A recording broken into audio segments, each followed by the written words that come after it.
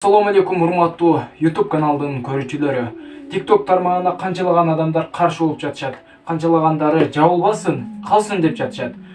Бирок ошол жабылбасын, калсын дегендердин көпчүлүк бөлүгү ошол TikTok тармагында видео тартып, өз сүйлөп, өзүнүн реклама алып иштеп жаткан, акча таап жаткан адамдар ушундай иштерди кылып атат. Бирок буга биз чекит коюшубуз керек. Себеби TikTok тармагында канчалаган адамдар бузулуп атышат. Дал мына кыздарды караңыздар. Ушул жерде бийлеп, мына караңыздар. Ушул туурабы? Ортосунда жолдон бийлеп атат. Жаш муун көрөт экен, карыган аксакалдар, карыялар көрөт экен. Албетте жакшы видео роликтер чыгарыш керек болгону ошол нерсеге этибар бериш керек да, маани беришибиз керек. Жакшы видео роликтер чыгарган болсок биз Кыргызстанда эң жакшы мына TikTok тармагында эле алып кетебиз. Бирок болгону азыр TikTok'то бузукулар көбөйүп атат. Мына видеону караңыздар. Ушундай бузукулар аябай көбөйүп атат.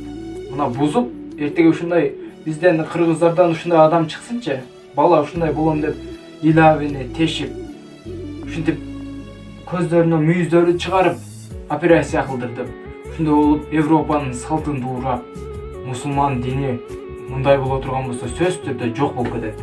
Мусулман деген нерсе калбай калат. Ошон үчүн бүгүнкү күндөн баштап өзүбүздү тарбиялайлы. Себеби TikTok тармагын кече жакында эле Өзбекстан дагы жаап салды. Индия жапты. Дагы башка өлкөлөрдө дагы кээ бир өлкөлөрдө жабылды. Ошон үчүн бийлеп атат кыздар, канчалаган кыздар бийлеп бузулуп атат, башкаларды көрүп бийлеп, ошентип балдар менен жүрүп атат.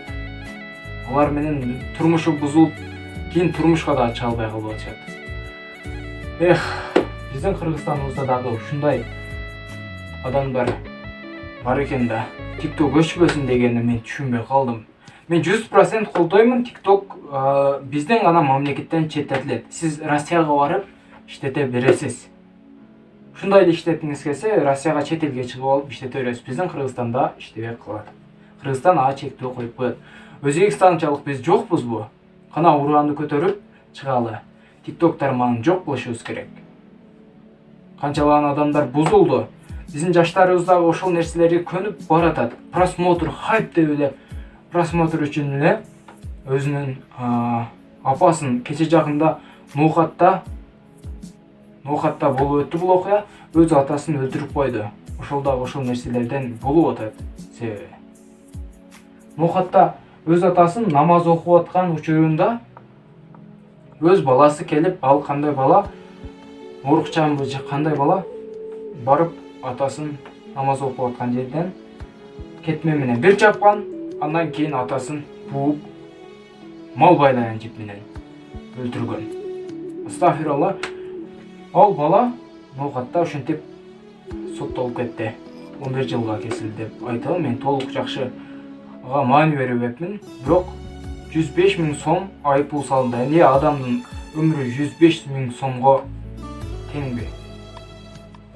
Ошон үчүн өзүбүзгө бекем динди жайылталы андан көрө мусулман динин. Мен бул превьюну сиздерге көрсөткөн темамды атайын ушундай койдум. Себеби ошол темага койгонун себеби ушундай жакшы видео роликтерди көрбөй жатышат көпчүлүк бөлүгү. Ошон үчүн мен ушундай тема койдум. Сиздер лайк басып, бул видео роликти болушунча таратып коюңуздар. Ал эми биздин каналга жазып электер болсо, подписаться деген кнопканы басып, оң жак жагындагы коңгуроочону басып, күйгүзүп коюңуздар. Бул видео роликти таратасыздар деген үмүттөмүн. Сак саламатта калыңыздар.